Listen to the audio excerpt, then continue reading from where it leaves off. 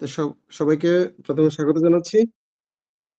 আজকের আ আলোচ্য বিষয় হচ্ছে ecological condition, terms and condition and a epidemiological যে কনসেপ্ট, অর্থাৎ আ আমাদের যদি কমিউনিটি বেসড স্বাস্থ্যসেবা দিতে হয়, তাহলে ইকোলজিক্যালি আমাদের কোন ধরনের আ শর্ত বা নিয়ম কানুন মেনে চলা উচিত? আ এবং হচ্ছে ইপিওডেমিওলজিক্যাল যে ধারণাগুলো, অর্থাৎ মহামারীর ক্ষেত্রে যে ধারণাগুলো আমাদের থাকা দরকার, আ এই বিষয় নিয়ে আলোচনা। তো এখানে ফার্স্ট স্লাইডেই আ আপনারা দেখতে পাচ্ছেন একটা ছবি, যে tick and host life cycle. আপনারা কি আবার শুনতে পাচ্ছেন?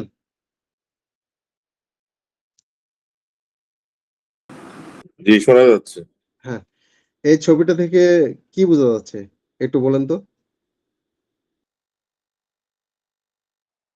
ফার্স্ট স্লাইডে যে ছবিটা আছে, একটা চক্র। এখানে কতগুলো তো জীবজন্তু এবং কতগুলো কীটপতঙ্গ দেখা যাচ্ছে আর কি।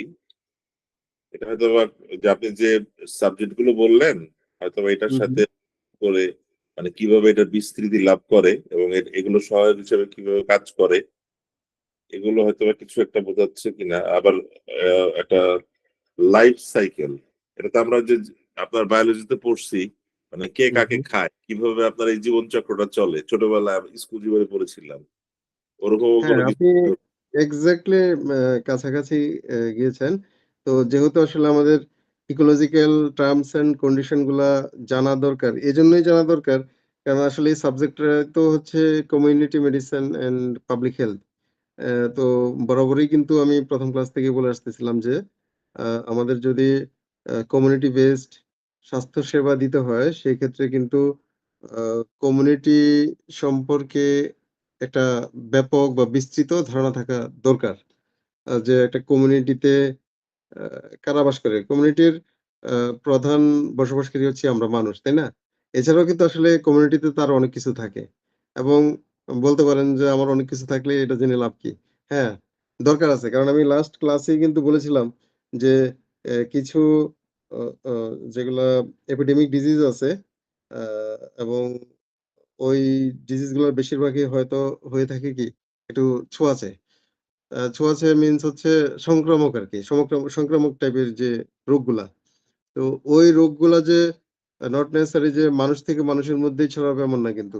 অন্য কোনো জীবজন্তু থেকেও মানুষের মধ্যে আসতে পারে। ইভেন আ মানে আমি বলব যে অ মানে জীবজন্তু বলতে অন্য কোনো জন্তু থেকেই আসতে হবে সেটাও জরুরি না। একটা উদ্ভিদ থেকেও আসতে পারে। কীটপতঙ্গ থেকেও আসতে পারে। এই ধরনের ধারণাগুলো কিন্তু আমি দিয়েছিলাম লাস্ট ক্লাসে। তো তার মানে কি যে একটা কমিউনিটি বা সমাজ বলতে শুধু মানুষ তা না। আ তার মধ্যে কিন্তু বসবাসকারী অন্য জীবজন্তু থেকে শুরু করে সবগুলা মিলিয়েই কিন্তু একটা সমাজ। তবে এই সমাজটার নামটাই হচ্ছে আসলে আ যেটা বলা হয় ইকোলজিক্যাল সিস্টেম। আ বা বাস্তু সংস্থান, এই টাইপের আরকি বাংলায় বললে।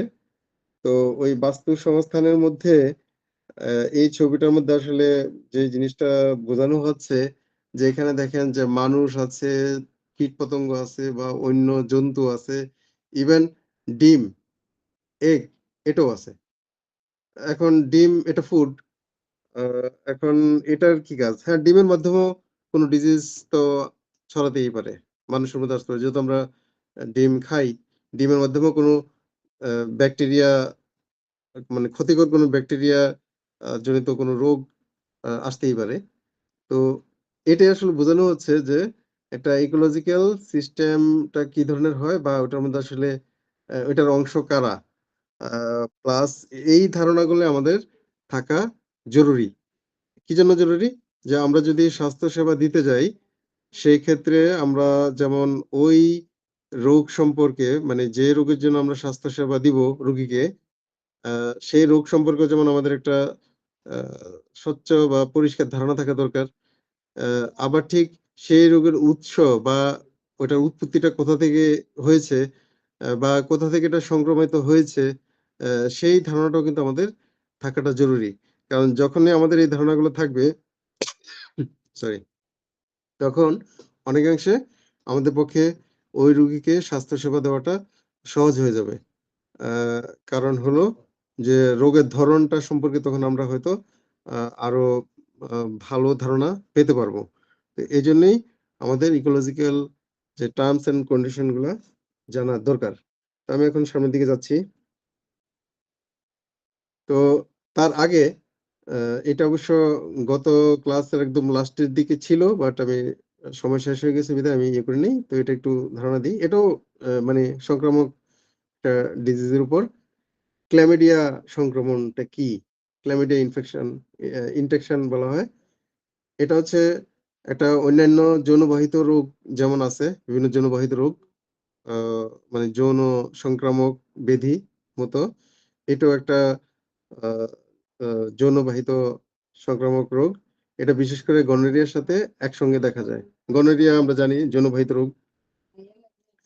তো ক্ল্যামিডিয়া নামক জীবাণু দ্বারা এটি সংক্রমিত। মূলত এই রোগের জীবাণুটার নামই হচ্ছে ক্ল্যামিডিয়া। ক্ল্যামিডিয়া যৌন মিলনের ফলে ছড়ায়। আক্রান্ত মা থেকে সদ্যজাত শিশুর দেহে এই রোগ সংক্রমিত হতে পারে। ইন্টারেস্টিং ব্যাপার। এটা যদি মায়ের আ শরীরে থেকে থাকে তাহলে সদ্যজাত শিশুর দেহেও এই রোগটা সংক্রমিত হতে পারে। বাট এটা হচ্ছে যৌনবাহিত। তো এই রোগের সিম্পটম গুলা কি হতে পারে? সাদা অথবা হলুদ বা ভিন্ন রঙের পুজ সদৃশ স্রাব দেখা দিতে পারে। অর্থাৎ পুজ সাদা কালার অথবা হালকা হলুদ রঙের পুজ নিঃসৃত হবে এবং যোনিপথে লাল রঙের ক্ষত দেখা যেতে পারে বা রক্তও ঝরতে পারে। যৌন মিলনে রক্তপাত হতে পারে এবং উপসর্গ ছাড়া অনেক সময় ক্ল্যামিডিয়া সংক্রমণ থাকতে পারে।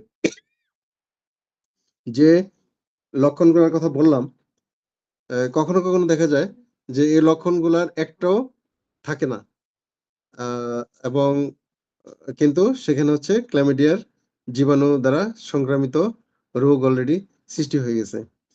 আর নবজাতক শিশুর ক্ষেত্রে ওই যে বললাম যে মায়ের যদি এই ধরনের জীবাণু দ্বারা মাঝে আক্রান্ত থাকে, সেক্ষেত্রে নবজাতক শিশুও কিন্তু আক্রান্ত হতে পারে।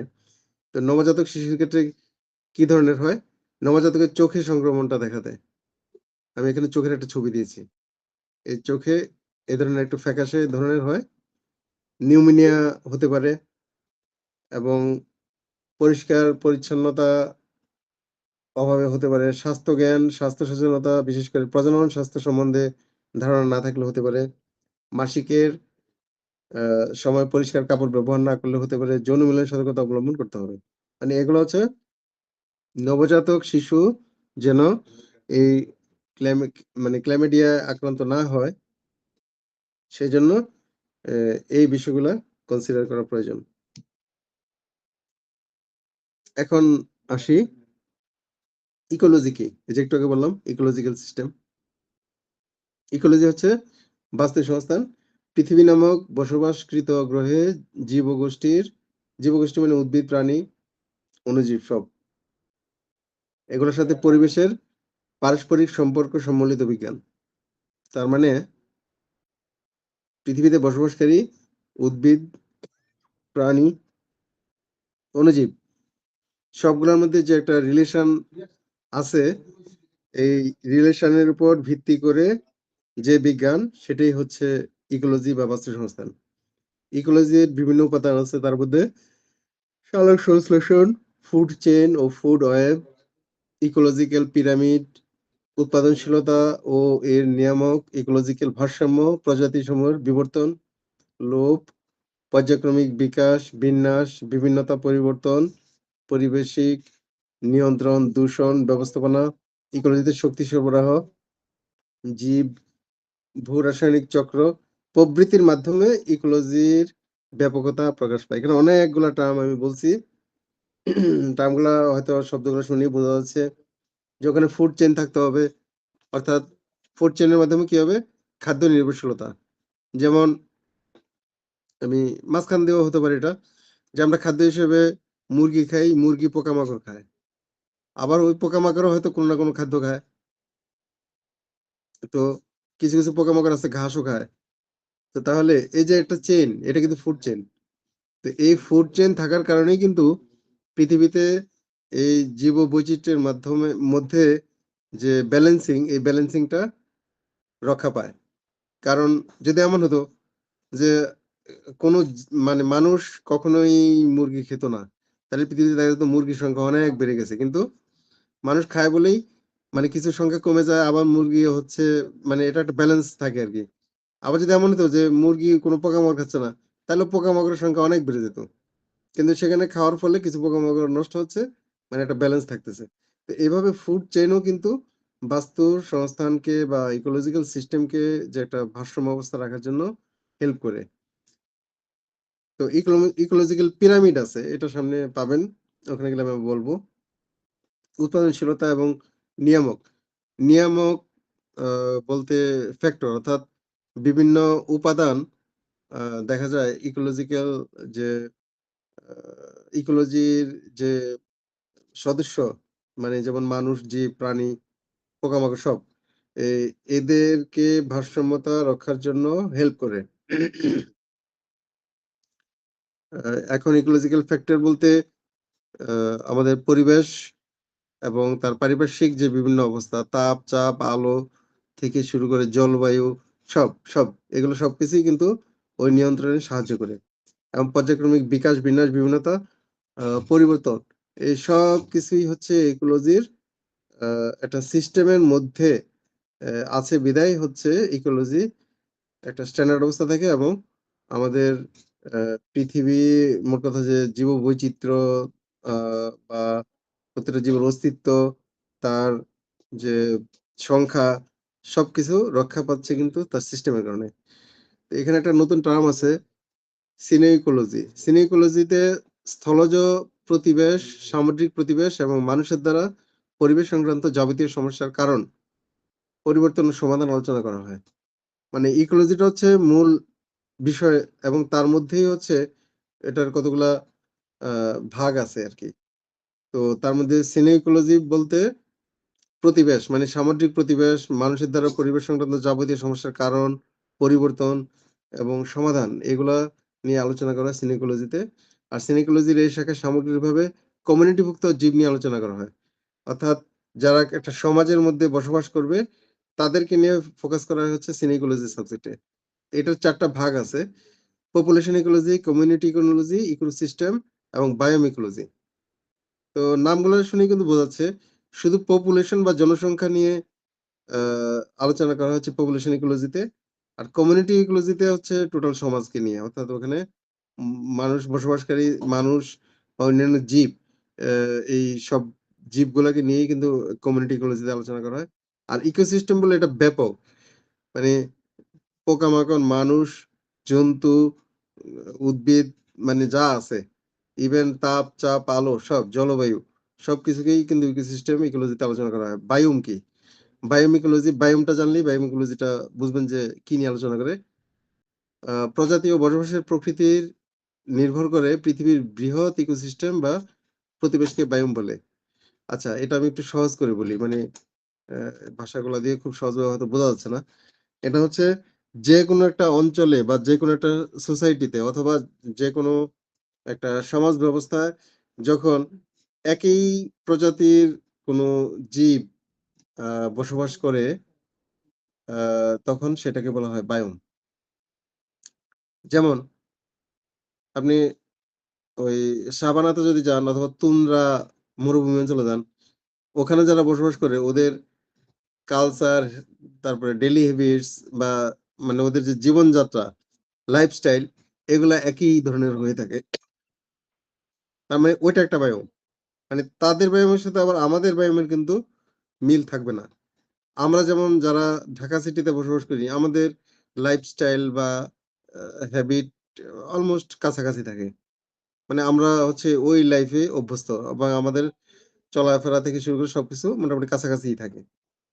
মানে আমাদের অ্যা লাইফস্টাইলের সাথে অ্যা গ্রামের কিন্তু আবার একটা লাইফস্টাইল হয়তো খুব একটা মিলবে না। কারণ গ্রামে আবার যারা বসবাস করে তাদের লাইফস্টাইলটা একরকম।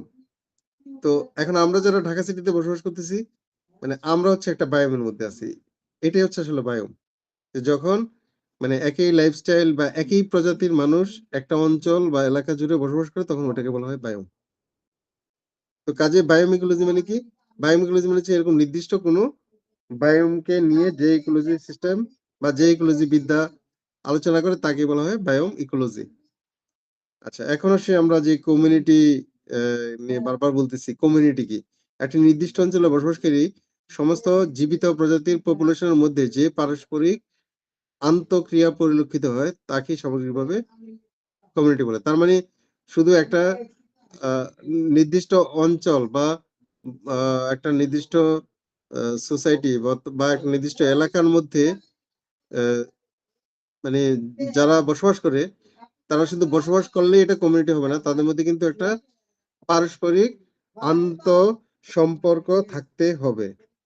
তাদের মধ্যে কোনো না কোনো ভাবে একটা আন্তঃ সম্পর্ক থাকবে, তখন সেটাকে বলা হবে কমিউনিটি।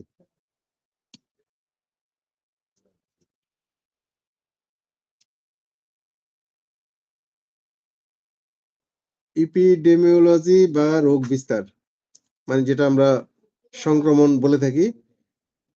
তো ইপিডেমিওলজি বা রোগ বিস্তারটা কি এটা আমরা মানে অন অ্যান এভারেজ আমরা সবাই জানি যে সকল রোগগুলা একজন মানুষ থেকে আরেকজন মানুষের মধ্যে কোনো না কোনো মাধ্যমে ছড়ায় যায়।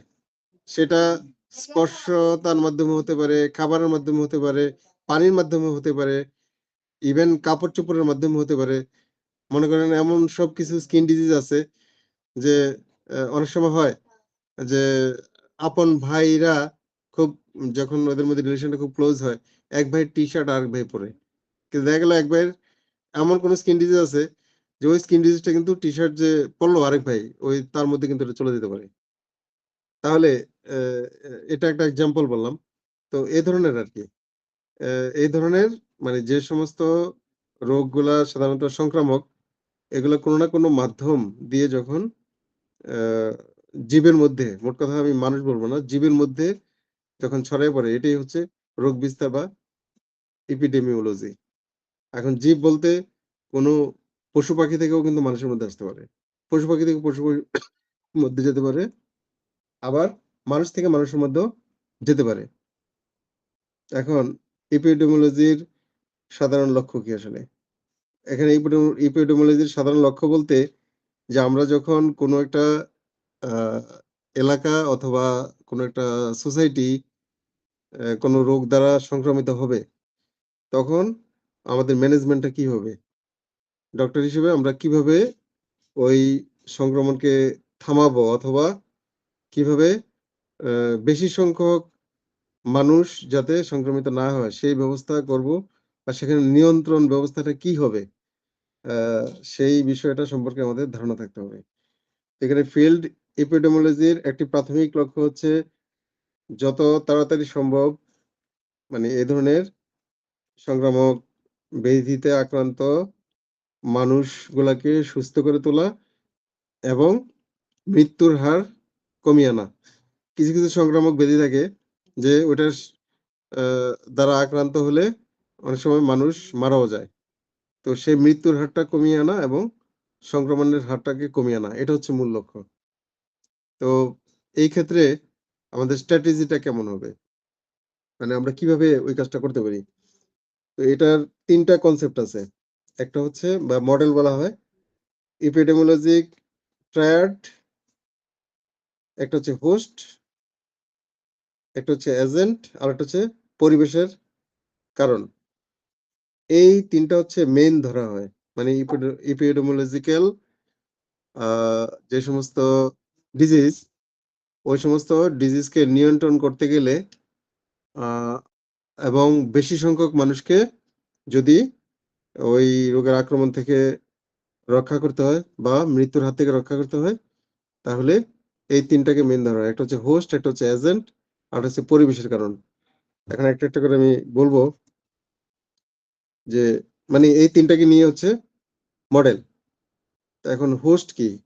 হোস্ট মানে হচ্ছে আসলে সোর্স বা যার কাছ থেকে বা যেখান থেকে ১ম রোগের উৎপত্তিটা হয়, সেটা হচ্ছে হোস্ট। সেটা একটা পশু হতে পারে, একটা মানুষ হতে পারে, একটা উদ্ভিদ হতে পারে, একটা পোকাও হতে পারে।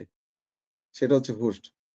আর এজেন্ট কি? এজেন্ট হচ্ছে যার মাধ্যমে ওই রোগের জীবাণুটা ছড়াবে।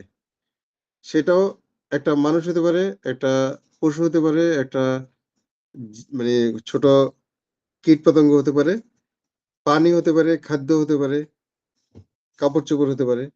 এগুলো সব হচ্ছে এজেন্ট। বাতাসও হতে পারে। আর পরিবেশের কারণ বলতে যেমন যদি এমন হয় যে কোনো একটা এরিয়াতে মানুষ বেশি ছোট ওই যে কি বলবো এটাকে? গুড়া কৃমিতে আক্রান্ত হয়। তাহলে তার কারণ খুঁজে বের করতে হবে যে কেন ওই এরিয়ার মানুষ ছোট গুড়া কৃমিতে আক্রান্ত হয়। এখন বলতে পারেন গুড়া কৃমিতে যে মানুষ আক্রান্ত হলো, এটা কি করে বুঝবো? হ্যাঁ? একজন মানুষ যদি মানে কৃমি মানে আমাদের প্রত্যেকের শরীরেই কিন্তু কৃমি থাকেই। কিন্তু তার একটা সংখ্যার নির্দিষ্টতা থাকবে।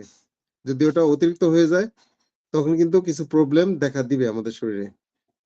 এবং আ মানে অতিরিক্ত কৃমি যখন কেউ আ বহন করবে, তখন তার প্রবলেম গুলা কি হতে পারে? এগুলা ডাক্তার হিসেবে তো অবশ্যই জানবেন বা সিম্পটম গুলা কি হতে পারে?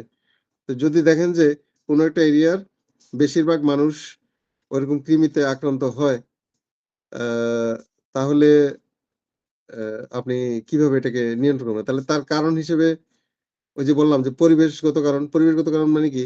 তাহলে হয়তো দেখবেন যে ওই এরিয়াটা হচ্ছে একটু বস্তি টাইপের এরিয়া। অথবা ওই যে যদি এটা সিটি এরিয়া হয়, যে শহরের বেশিরভাগ ময়লা আবর্জনা নিয়ে ওই এরিয়ার মানে একটা পাশে নিয়ে ফেলে। অথবা হতে পারে যে ওই এরিয়াতে একটু লেবার টাইপের মানুষ বেশি বাস করে। ওরা আ মানে জুতা পরে কম এবং স্যাঁতসেঁতে জায়গা বা নোংরা জায়গাগুলোতে খালি পায়ে হাঁটে। এবং ওই স্কিন দিয়ে কিন্তু ছোট খালি চোখে দেখা যায় না এই ধরনের কৃমি কিন্তু পায়ের নিচ দিয়ে ঢুকে যেতে পারে। তারপরে ওরা হচ্ছে মানে খাবার-দাবার যখন খায় ওইভাবে হাত পরিষ্কার করে না। ছোট কৃমি যেগুলা ওগুলা আ কিন্তু ওই খাবার খায় যে ওই খাবারের মাধ্যমেও ঢুকে যেতে পারে। তাহলে এগুলোই হচ্ছে পরিবেশগত কারণ। এটা আমি এক্সাম্পল হিসেবে একটা কৃমির উদাহরণ দিলাম যেটা সহজেই মানে স্থানান্তর হওয়ার জন্য উপযোগী। তো এভাবে আমাদেরকে হোস্ট, এজেন্ট গুলা কি হতে পারে এবং পরিবেশগত কারণগুলো কি হতে পারে এগুলা কিন্তু ১ম এ ফাইন্ড আউট করতে হবে। এবং এগুলা ফাইন্ড আউট করলে তখন হচ্ছে আমাদের রোগের নিয়ন্ত্রণ এবং বেশি সংখ্যক মানুষকে রোগের সংক্রমণ থেকে রক্ষা করা এবং মানুষকে মৃত্যুর ঝুঁকি থেকে রক্ষা করা সহজ হবে। এখন দেখি যে epidemiological মডেল এটা সম্পর্কে আরেকটু বলি। মানে এটি সাধারণভাবে ব্যবহৃত মডেল সংবেদনশীলতা এবং এক্সপোজার কারণগুলো পরিপ্রেক্ষিত রোগকে দেখে। ব্যক্তিদের একটি রোগের বিকাশের জন্য তাদের অবশ্যই রোগের প্রতি সংবেদনশীল এবং রোগের সংস্পর্শে আসতে হবে। এটা খুব কমন জিনিস। সংক্রামক রোগ মানে কি? যদি আপনি যে পর্যন্ত না কোনো ওই রোগের জীবাণুর সংস্পর্শে না যাবেন বা কোনোভাবে জীবাণু আপনার শরীরে না আসবে, সে পর্যন্ত আপনি ওই রোগ দ্বারা আক্রান্ত হবেন না। হওয়ার কোনো উপায় নেই। যেহেতু এগুলো সংক্রামক। সংক্রামক মানে হচ্ছে সংক্রমণ না হলে হবে না। এক্সাম্পল হিসেবে যেমন একজন ব্যক্তির যদি হামের জন্য কে দেয়? Rubella virus. তো এই হাম যদি হয়, তাইলে হাম কিন্তু ছড়াতে পারে এবং হাম ছড়াতে গেলে বাতাসের মাধ্যমে হামের জীবাণু ছড়াতে পারে। একটা বিষয় মনে রাখবেন যে ভাইরাস কিন্তু ভাইরাস ছড়ানোর জন্য উৎকৃষ্ট মাধ্যম হচ্ছে পানি এবং ২য় উৎকৃষ্ট মাধ্যম হচ্ছে বাতাস। আর ৩য় উৎকৃষ্ট মাধ্যম হচ্ছে খাবার-দাবার। আপনি একজন ভাইরাসে আক্রান্ত মানুষ যে প্লেটে খাইছে ওই প্লেটে আপনি খেলেন। তাহলে আপনার মধ্যে সহজে চলে আসবে ভাইরাস। তারপরে ৪র্থত হচ্ছে কাপড়-চোপড়। কাপড়-চোপড়ের মাধ্যমেও ভাইরাস আক্রান্ত হতে পারে। ইভেন ভাইরাসজনিত কারণে যদি কারো এমন হয় যে জ্বর হয়, দেখবেন যে ওই জ্বরের রোগীর সাথে যদি কেউ ঘুমায়, ২ দিন পরে তারও জ্বর দেখা দিবে। ভাইরাস ছড়ায় যাবে। তো এটা মনে রাখবেন যে ভাইরাস কিন্তু সহজেই ছড়াতে পারে। আরেকটা টিপস আপনাদেরকে দেই। ভাইরাস দ্বারা আক্রান্ত রোগে মানুষের মধ্যে ইনফেকশন হতে পারে। ইনফেকশন মানেই হচ্ছে যখন আপনার শরীরের কোনো অর্গান বা কোনো উপাদানের স্বাভাবিক অবস্থার ব্যত্যয় ঘটবে সেটাই হচ্ছে ইনফেকশন। এখন বলতে পারেন যে কারো যদি কোনো জায়গায় পেকে গেল কোনো কারণে একটা বিচি বা একটা ফোড়া হয়ে পেকে গেছে তাহলে কি এটা ইনফেকশন না? হ্যাঁ, এটাও ইনফেকশন। এটা তো স্বাভাবিক অবস্থার ব্যত্যয় ঘটলো। এখন ২ টা ইনফেকশনের কারণ কিন্তু ২ রকম। ধরেন কারো ব্লাড এ ইনফেকশন হলো, কারো ইউরিনে ইনফেকশন হলো। এটা কমন আমরা অনেকের মুখে শুনি ইউরিন ইনফেকশন আছে। ইউরিনে ইনফেকশন, ব্লাড ইনফেকশন আর কারো ফোড়া হয়ে ওখানে পেকে পুজ বের হওয়া শুরু হইছে। এই ২ টা ইনফেকশনের মধ্যে কিন্তু পার্থক্য আছে এবং ২ টার জীবাণু কিন্তু ভিন্ন। এই টিপসটা আমি দিচ্ছি। যে সমস্ত ইনফেকশন পেকে পুজ বেরোবে, ওই সমস্ত ইনফেকশনের জন্য দায়ী হচ্ছে ব্যাকটেরিয়া। ব্যাকটেরিয়া ছাড়া ভাইরাস কখনো পাকাইতে পারে না। 2nd টিপস আপনার এই যে কোনো আ ইনফেকশন যদি ব্যাকটেরিয়া জনিত হয়, সেখানে আমাদের হোমিওপ্যাথিক মেডিসিনের মধ্যে বায়োকেমিক কাজ করবে। কিংবা বায়োকেমিক ছাড়া যে সমস্ত মেডিসিন গুলার আ হচ্ছে আপনার আ অ্যান্টিবডি তৈরি করার মতো ক্ষমতা আছে সেই মেডিসিন গুলা কাজ করবে। কিন্তু ভাইরাস জনিত ইনফেকশনের ক্ষেত্রে কখনো বায়োকেমিক কাজ করবে না। এটা একটা টিপস। এটা আমাদের হোমিওপ্যাথির জন্য, অ্যালোপ্যাথির জন্য আমি একই সাথে টিপসটা দিচ্ছি। ভাইরাস জনিত কোনো ইনফেকশন বা ভাইরাস জনিত কোনো ডিজিজে বেশিরভাগ অ্যান্টিবায়োটিক মেডিসিন কাজ করবে না। এখন যদিও অ্যালোপ্যাথি ডাক্তাররা অন অ্যান এভারেজ বেশিরভাগ ক্ষেত্রে হচ্ছে অ্যান্টিবায়োটিক এপ্লাই করে, রং। এবং কোন অ্যালোপ্যাথিক ডাক্তারকে আমার কাছে আনলে আমি স্পষ্টভাবে বুঝাই দিব যে কেন রং। কারণ অ্যান্টিবায়োটিকের কিন্তু জোরালো ক্ষমতা নাই যে ভাইরাস জনিত ইনফেকশনের বিরুদ্ধে কাজ করা। ব্যাকটেরিয়া জনিত এর জন্য কাজ করবে। যাক ওটা আমার চ্যাপ্টার না বা আমাদের চ্যাপ্টার না। তো এটা জাস্ট আপনাদেরকে টিপস দিয়ে দিলাম আমাদের বায়োকেমিক বা আমাদের মেডিসিন ইউজ করার ক্ষেত্রে ওইটা একটু মাথায় রাখবেন। একজন ব্যক্তির সংস্পর্শে আসতে হবে যে হামের ভাইরাস নিঃসরণ করছে এবং অবশ্যই রোগ প্রতিরোধ ক্ষমতার অভাব রয়েছে। রোগ হাম হামের প্রতি অনাক্রাম্যতা প্রাপ্ত হতে পারে হয়। পূর্বে এই রোগটি ছিল অথবা এর বিরুদ্ধে টিকা দেওয়া হয়েছে। অর্থাৎ মানে আসলে আমরা মডেলটা এখানে কি জানতেছি? এই মডেলটা জানতেছি এরকম যে প্রথমত হচ্ছে যে যেহেতু এটা সংক্রমণ হতে গেলে কিন্তু আপনাকে কোনো না কোনোভাবে সংস্পর্শে আসতে হবে। সেটা কোনো মাধ্যম দিয়ে হোক, সরাসরি সংস্পর্শে হোক, আসতে হবে। নতুবা সংক্রমণ সম্ভব না। আর এটা একটা কারণ। আর আরেকটা কারণ হতে পারে পরিবেশগত কারণে যদি আপনার মধ্যে কোনো সংক্রামক রোগের জীবাণু প্রবেশ করে, তাহলে আমাদের ইমিউন সিস্টেমের কাজ কি? যে ১ম এ কোনো জীবাণু যদি শরীরে প্রবেশ করে তার বিরুদ্ধে যুদ্ধ করা। এখন যদি আপনার ইমিউন সিস্টেম দুর্বল হয়, তাহলে কিন্তু স্বাভাবিক সংক্রমণেও আপনি অসুস্থ হয়ে যেতে পারেন। এটা হচ্ছে ২য় আরেকটা কারণ। আর যদি আপনার ইমিউনি সিস্টেম সবল হয়, সেক্ষেত্রে কিন্তু স্বাভাবিক সংক্রমণ হলেও এরকম আমরা প্রতিনিয়ত আমাদের শরীরে প্রতিদিন অসংখ্য ভাইরাস কিন্তু বাতাসের মাধ্যমে, পানির মাধ্যমে, খাবারের মাধ্যমে অসংখ্য ভাইরাস কিন্তু আমাদের শরীরে ঢুকে। তারপর আমরা অসুস্থ হই না কেন? কারণ অনেক ভাইরাসকে কিন্তু প্রতিহত করে হচ্ছে আমাদের ইমিউন সিস্টেম। আর যখন আমরা অসুস্থ হই তার মানে বুঝতে হবে যে ওখানে আমাদের ইমিউন সিস্টেম ওই যে আ মানে ওই ভাইরাসের সাথে বা ওই সংক্রমণ আ রোগের যে জীবাণু তার সাথে যুদ্ধ করে পারে নাই। সে কারণে আমাদের জীবনী শক্তি মানে ব্যর্থ হওয়াতে আমরা অসুস্থ হয়ে পড়ছি। তাহলে এটা ২য় কারণ। আর রোগ হামের প্রতি অনাক্রম্যতা প্রাপ্ত হতে পারে হয় পূর্বে এই রোগটি ছিল অথবা এর বিরুদ্ধে টিকা দেওয়া হয়েছে। আরেকটা 3rd যে কজ সেটা হচ্ছে যে আপনার শরীরে জীবাণুটা ছিল, সুপ্ত অবস্থায় ছিল। অথবা আপনার টিকা দেওয়া ছিল যে কারণে সে সুবিধা করতে পারে নাই। কিন্তু কোনো না কোনো এক সময় এটা আবার জেগে উঠছে অথবা এটা অ্যাক্টিভ হয়ে গেছে বা সক্রিয় হয়ে গেছে। এখন এখানেও কিন্তু কিছু আপনাদেরকে ধারণা দেই যে পূর্বে এই রোগটি ছিল অথবা এর বিরুদ্ধে টিকা দেওয়া হয়েছে। একটা ইন্টারেস্টিং মানে কনসেপ্ট দিচ্ছি। সেটা হচ্ছে আমি টিকার উপরে কিন্তু একটা ক্লাস করাইছিলাম। একটা ক্লাস আরকি টিকার একটা ইয়ে ছিল। সেখানে আমি বলছিলাম যে টিকা বিভিন্নভাবে করা যায়। একটা হচ্ছে যে রোগের জন্য টিকা করা হয় সেই রোগের জীবাণুকে দুর্বল করে বিশেষ প্রক্রিয়ায় টিকা তৈরি করা যায়। আবার হচ্ছে যে ওই রোগের জীবাণু ছাড়াই আপনার কোনো উদ্ভিজ্জ উপাদান থেকেও টিকা করা যেতে পারে অথবা কোনো খনিজ উপাদান থেকেও টিকা করা যেতে পারে। ইভেন কোনো জীবাশ্ম থেকেও টিকা করা যেতে পারে। এটা হচ্ছে টিকার উপর পড়াশোনা করলে সেভাবে বোঝা যাবে বিষয়গুলা। কিন্তু এখন আমরা ধরি যে, যে রোগের জন্য টিকা করা হয়, সাধারণত কিন্তু ফার্স্ট প্রেফারেন্স থাকে ওই রোগের জীবাণুকে দুর্বল করে বিশেষ প্রক্রিয়ায় টিকাটা বানানো হয়। এবং এটাও নিউটনস থার্ড ল বা অনেকটা আমাদের মানে হোমিওপ্যাথির মতো যে মানে যেই মেডিসিন প্রুভিং করছে, যেই মেডিসিনটা একদম সুস্থ শরীরে মানে এপ্লাই করার পর যে সিম্পটম গুলা দেখা দিছে, ওই সিম্পটম যার মধ্যে থাকবে ওই মেডিসিনটা ওই সিম্পটম গুলাকে দূরীভূত করতে বা সেই রোগীকে সুস্থ করার জন্য সাহায্য করবে। এটাই তো আমাদের হোমিওপ্যাথির একটা প্রিন্সিপাল, তাই না? সদৃশ বিধান। এবং এটা হচ্ছে নিউটনস থার্ড ল যে প্রতিক্রিয়ার সমান এবং বিপরীত প্রতিক্রিয়া আছে।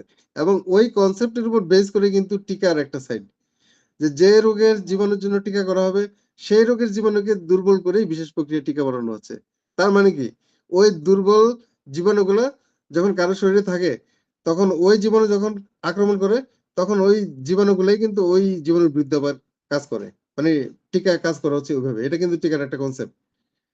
এখন এখানে এটা কেন আসলো? যে অনাক্রম্যতা প্রাপ্ত হতে পারে হতে পারে হয় পূর্বে এরূপটি ছিল অথবা এর বিরুদ্ধে টিকা দেওয়া হয়েছে। তার মানে হচ্ছে যে এখানে টিকা নিয়ে ওটা সংশয় আছে। যে টিকা দেওয়া হয়েছে কোনো মানুষকে। দেখা গেল লং টাইমে গিয়ে ওই টিকার মধ্যে যে জীবাণুটা ছিল দুর্বল অবস্থায় ওটা কোনো কারণে সক্রিয় হয়ে গেছে। তো তাহলে সক্রিয় হয়ে গেলে তো সে এবার মানে রোগের জীবাণু হিসেবে কাজ করবে। তার মানে কি? দেখা গেল একজনকে হামের টিকা দেওয়া হয়েছিল। এটা যদি কোনো কারণে তার শরীরে সক্রিয় যায়, তাহলে কিন্তু ওই ব্যক্তির হাম দেখা দিবে। এটা একটা কারণ হতে পারে। আর আরেকটা যেটা বললাম, যেমন অনেকের শরীরে হেপাটাইটিস বি ভাইরাস জীবাণু আছে, কিন্তু এটা ইনএক্টিভ। কিন্তু এটার অর্থ এই না যে সারা জীবনে কখনোই অ্যাক্টিভ হবে না। আবার এটার অর্থ এও না যে এটা অ্যাক্টিভ হবেই। মানে ২ টাই করতে পারে। অ্যাক্টিভ হতে পারে যেকোনো সময়, আবার অ্যাক্টিভ নাও হতে পারে। তো এই ধরনের বিভিন্ন কারণ থাকে। তো এই কারণগুলো আমাদেরকে ফাইন্ড আউট করতে হবে। মানে আমরা যখন মহামারী নিয়ে কাজ করতে যাব ডাক্তার হিসেবে, তখন আমাদেরকে এই কারণগুলা ফাইন্ড আউট করতে হবে যে আসলে কোন কারণে হইছে। এবং যদি আমরা এটা ফাইন্ড আউট করতে পারি, তখন কিন্তু তার নিয়ন্ত্রণ বা তার যে সঠিক ব্যবস্থাটা আমরা নিতে পারবো। যে তাকে আমরা একটা সীমিত আকারে আ যদি তার সংক্রমণটাকে আনতে চাই বা বেশিরভাগ মানুষকে যদি সুস্থ রাখতে চাই, মৃত্যুর হাত থেকে বাঁচাতে চাই, তখন কি ব্যবস্থাটা আমাদের কোন ধরনের হবে, তখন আমরা সিদ্ধান্তটা নিতে পারবো। এবং ঘটনা এবং বিস্তারের হার, রোগের উপস্থিতি, ঘটনার হার এবং বিস্তারের হার ব্যবহার করে পরিমাপ করা যেতে পারে। মানে যে সংক্রমণটা ঘটলো এটা বিস্তারটা কি ধরনের? খুব দ্রুত বিস্তার লাভ করতেছে? বা আস্তে বিস্তার লাভ করতেছে কিন্তু অনেক শক্তিশালী? যে যাকে আক্রমণ করতেছে তার মৃত্যু। মানে এটা কোন ধরনের? এটাও আমাদেরকে বুঝতে হবে। আবার অনেক সময় দেখা যায় বিস্তার খুব দ্রুত লাভ করতেছে কিন্তু মানুষ মারা যাওয়ার ওরকম একটা আশঙ্কা নাই। মানে মানুষ হয়তো অসুস্থ হবে কিন্তু আবার কিছুদিন পর ঠিক হয়ে যাবে। যেমন আ কিছু ভাইরাসের কিন্তু বৈশিষ্ট্য হচ্ছে এরকম, ওই ভাইরাস দ্বারা যখন মানুষ আক্রমণ হয়, তখন সে অসুস্থ হয়। কিন্তু আবার একটা নির্দিষ্ট সময় পর অটোমেটিক্যালি কিন্তু আ ওই মানুষটা সুস্থ হয়ে যাবে। তাকে যদি মানে মেডিসিন খাওয়ানো নাও হয়, তাহলেও কিন্তু সে সুস্থ হয়ে যাবে। মানে ওই ভাইরাস একটা নির্দিষ্ট সময় পরে আর কাজ করতে পারে না। এরকমও কিছু ভাইরাস আছে। তো সেজন্য আমাদেরকে বুঝতে হবে যে ওই বিস্তারের ধরনটা কিরকম বা ওই যে সংক্রমণ, ওই সংক্রমণটা কোন ধরনের? তাহলে আমরা সেই ধরনের ব্যবস্থা নিতে পারব। রোগ নিয়ন্ত্রণ কর্মসূচির মূল্যায়নের জন্য ঘটনার হার একটি গুরুত্বপূর্ণ পরিমাপ এবং ভবিষ্যতে চিকিৎসা যত্নের সমস্যার জন্য এর প্রভাব রয়েছে। যেমন এইচআইভি বা এইডস এর যে ঘটনা, তার হারের ঘটনা রোগটি ছড়াচ্ছে কিনা এবং এইচআইভি প্রতিরোধ কর্মসূচিগুলো কাজ করছে কিনা তা অন্তর্দৃষ্টি প্রদান করে। এইচআইভি পৃথিবীতে আছে আমরা জানি সবাই। এখন ব্যাপারটা হলো বা এইচআইভি কিভাবে ছড়ায় সেটাও আমরা কম বেশি জানি। এখন প্রশ্ন হচ্ছে যে আসলে পৃথিবীতে কত মানুষ বা আমাদের ঢাকা সিটিতে এইচআইভি তে কত মানুষ আক্রান্ত অবস্থায় আছে? বা এটার আ আক্রমণটা কেমন? মানে বিস্তার লাভটা কেমন? প্লাস যে কেন এটাতে যদিও আমরা এটার কারণ জানি, কিন্তু কারণ জানলেও এটা তো স্বাভাবিক কারণ না। তাহলে এটা কেন এইভাবে ছড়াচ্ছে? এই বিষয়গুলো যদি আমরা ক্লিয়ারলি বের করতে পারি, তাহলে কিন্তু নিয়ন্ত্রণও করা আমাদের পক্ষে সম্ভব হবে। এখন আমরা প্যান্ডেমিক সম্পর্কে কিছু, কিছু ছোট, ছোট জিনিস এই ধারণাগুলা একটু জানি। কোনটি রোগের পুনরুজ্জীবনে অবদান রাখে? রোগের পুনরুত্থানের ক্ষেত্রে বিশেষভাবে গুরুত্বপূর্ণ একটা উপাদান হলো অ্যান্টিমাইক্রোবিয়াল রেজিস্ট্যান্স। মানে যেটা অ্যান্টিবায়োটিকের মতো অ্যান্টিমাইক্রোবিয়াল ঔষধের জন্য প্যাথোজেনের অর্জিত প্রতিরোধ। প্রশ্নটা হচ্ছে কোনটি রোগের পুনরুজ্জীবনে অবদান রাখে? অর্থাৎ একটা রোগ মনে করেন আপনার শরীরে আ ছিল। তারপর আপনি একসময় সুস্থ হয়ে গেছেন। দেখা গেল ৫ বছর পর এটা আবার দেখা দিছে। মানে এটার জন্য আসলে অ্যা কে দায়ী বা কেন এটা হতে পারে? এটার সহজ উত্তর হচ্ছে অ্যান্টিমাইক্রোবিয়াল রেজিস্ট্যান্স। অ্যান্টিমাইক্রোবিয়াল রেজিস্ট্যান্স হলো অ্যান্টিবায়োটিকের মতো অ্যান্টিমাইক্রোবিয়াল ওষুধের জন্য প্যাথোজেনের অর্জিত প্রতিরোধ। মানে একজন মানুষ যদি অ্যান্টিবায়োটিক খায়, তাহলে তার শরীরে দেখা যায় 20% হচ্ছে ওটার রেজিস্ট্যান্স হয়ে যায়। মানে রোগ প্রতিরোধ ক্ষমতা ওই রোগের জীবাণুর উপর 20% কমে যায়। তার মানে কেউ যদি বারবার একই টাইপের অ্যান্টিবায়োটিক খায়, একটা সময় পরে দেখা যাবে যে ওই রোগের জীবাণুদের আক্রমণ হলে আ তার যে নিজের ইমিউনি সিস্টেম সে প্রতিরোধই করতে পারবে না। তো এটা কি? এটাই হচ্ছে আসলে ওষুধের জন্য অ্যান্টিবায়োটিক ওষুধের জন্য প্যাথোজেনের যে অর্জিত প্রতিরোধ আ অ্যা ওই মানে তার যে নিজস্ব যে অ্যান্টিবডি, ওই নিজস্ব অ্যান্টিবডিটা ওই অ্যান্টিবায়োটিকের কারণে সংশ্লিষ্ট রোগের জীবাণুর উপর নষ্ট হয়ে যায়। এবং সেই কারণে তখন দেখা যায় যে তার শরীরে যে জীবাণুটা সুপ্ত অবস্থায় ছিল এটা আবার জেগে উঠছে এবং জেগে উঠে ওই ব্যক্তি বা ব্যক্তিনি ওই রোগে আবারও আক্রান্ত হয়ে গেছে।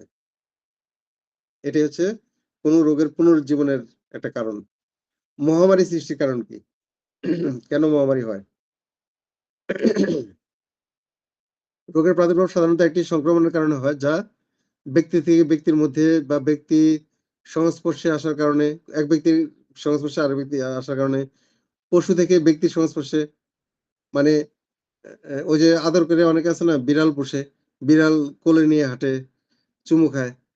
এখন দেখা গেল বিড়ালের শরীরে যদি কোনো জীবাণু থাকে সেটা তার মুখ দিয়ে চলে যেতে পারে। ইভেন নিঃশ্বাসের মাধ্যমে চলে যেতে পারে। আবার অনেকে আ বিভিন্ন অচেনা সামুদ্রিক মাছ খায়।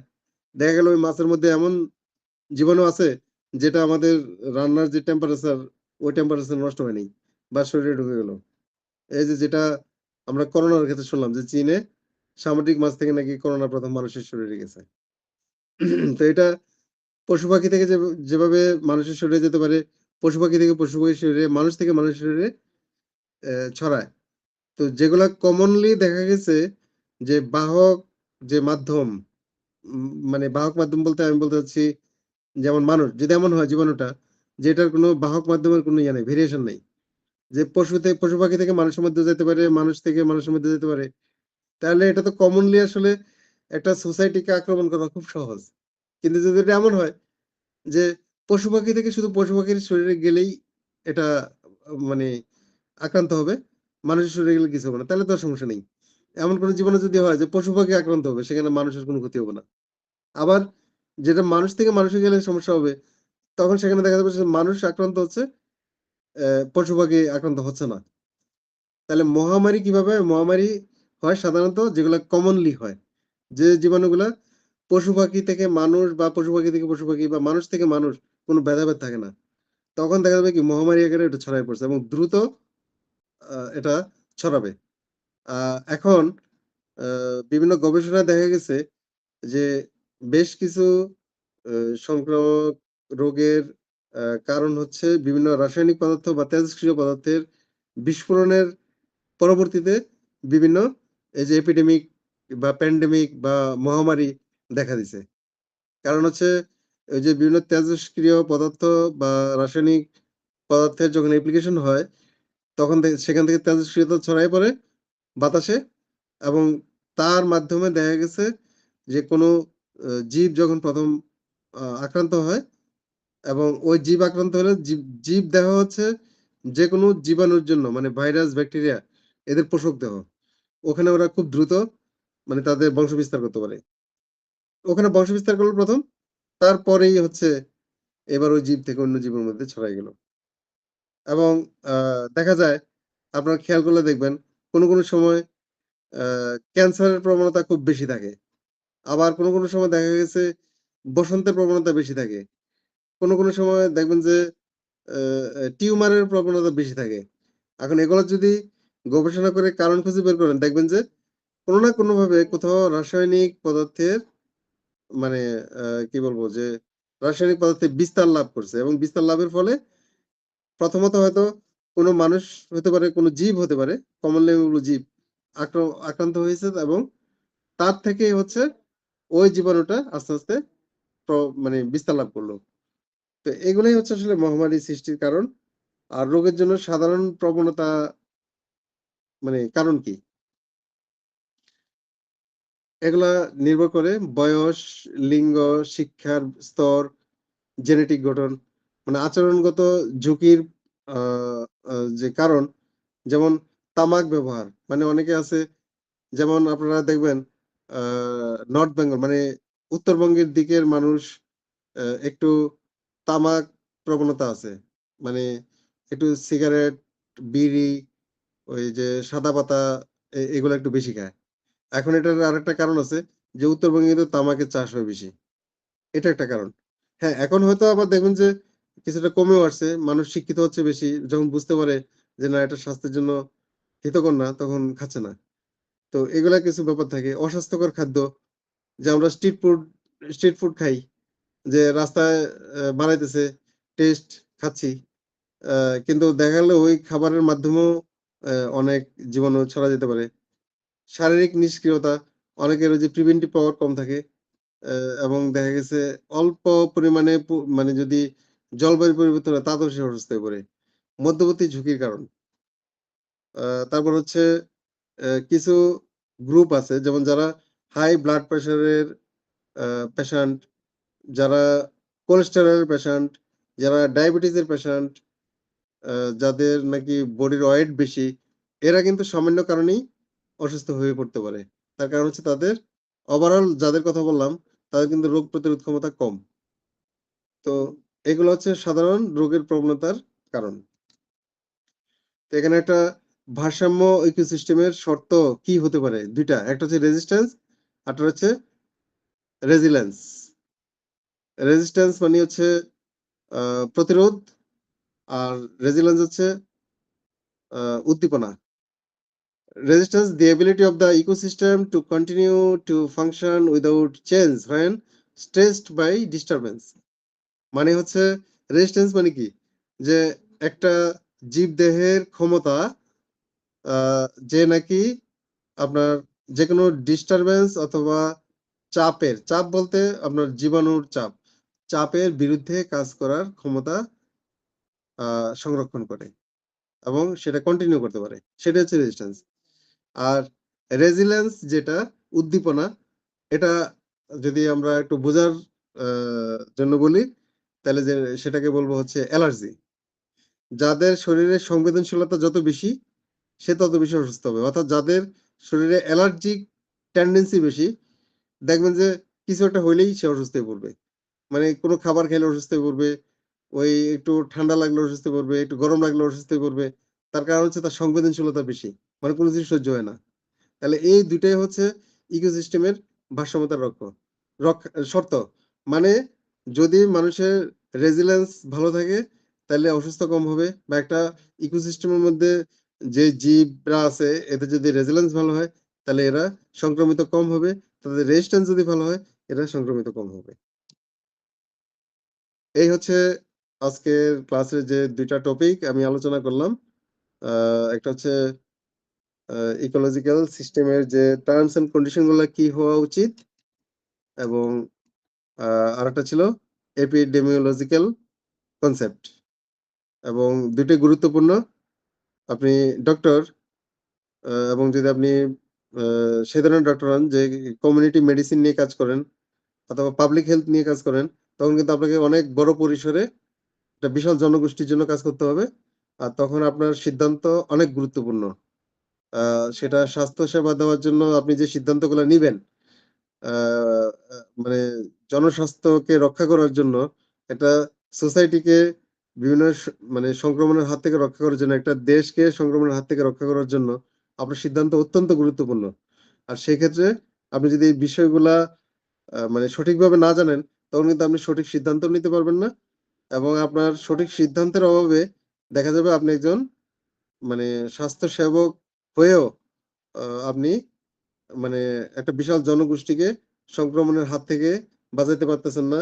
ইভেন আপনার সিদ্ধান্তের অভাবে দেখা গেল একটা দেশের অসংখ্য মানুষও মারা যেতে পারে। তো কাজে এটা অনেক গুরুত্বপূর্ণ। আপনাদের যদি কোন প্রশ্ন থাকে আমাকে করতে পারেন।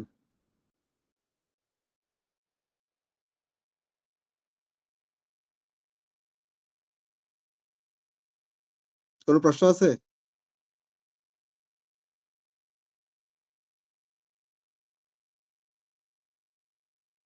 হ্যালো?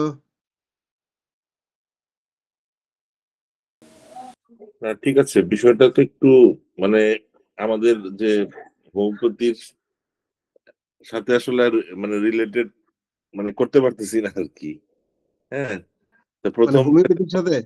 হ্যাঁ, নতুন সাবজেক্ট তো। যদিও রোগ আর রোগের বিস্তার এখানে আছে। হ্যাঁ, তো হ্যাঁ। একটু বোঝার চেষ্টা করতেছি। হয়তোবা লেকচারটা আরেকবার শুনলে তার মাথার মধ্যে কোনো জিনিসগুলো অসুবিধা নাই। এটা তো সাফল্য রেকর্ডিং রেকর্ডিং পেয়ে যাবেন। আর তারপরেও আমার যখন আবার নেক্সট ক্লাস হবে, যদি এটার উপরে মানে আপনাদের মানে এটা না শুধু, এই প্রিভিয়াসলি আরো যে কয়টা ক্লাস আমার হয়েছে আরকি। আপনারা যেকোনো ক্লাসের যেকোনো বিষয় নিয়ে যদি জানার থাকে অবশ্যই আমার কাছে প্রশ্ন করবেন। আমি চেষ্টা করব আপনাদের কাছে ধারণাটা পরিষ্কার করতে।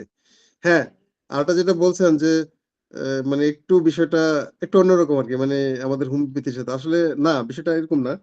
হোমিওপ্যাথি মানে কিন্তু এমন না যে আপনি শুধু মেডিসিন সম্পর্কে জানবেন, সিম্পটম সম্পর্কে জানবেন বা আ ট্রিটমেন্ট ব্যবস্থা সম্পর্কে জানবেন।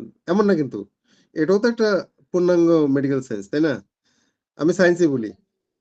পূর্ণাঙ্গ মেডিকেল সায়েন্স এই অর্থে, কারণ দেখেন এখানে কিন্তু আসলে সব ধরনের সাবজেক্ট আছে। কি নাই? আপনার মেডিসিনের বই আছে, অ্যানাটমি আছে, ফিজিওলজি আছে, গাইনোকোলজি আছে, অবস্টেট্রিক্স আছে, ইভেন প্যাথোলজি আছে। তারপরে এই যে আমি community medicine and public health পড়াচ্ছি আছে, ফার্মাসি, ফার্মাকোপি আছে। তাইলে কি নাই এখানে? সব সাবজেক্টই আছে। এখন নির্ভর করবে হচ্ছে হ্যাঁ, আমরা যখন ডাক্তারি পেশায় যাই, তখন হয়তো দেখা গেছে আমরা পেশেন্টের আ সিম্পটম নিচ্ছি বা প্রয়োজন হলে কখনো ক্লিনিক্যাল টেস্ট দিচ্ছি। আ তারপরে কখনো আমরা ওই যে ফিজিওলজির কনসেপ্ট কাজে লাগাচ্ছি বা কখনো আমাদের অ্যানাটমির ধারণাটা কাজে লাগতেছে।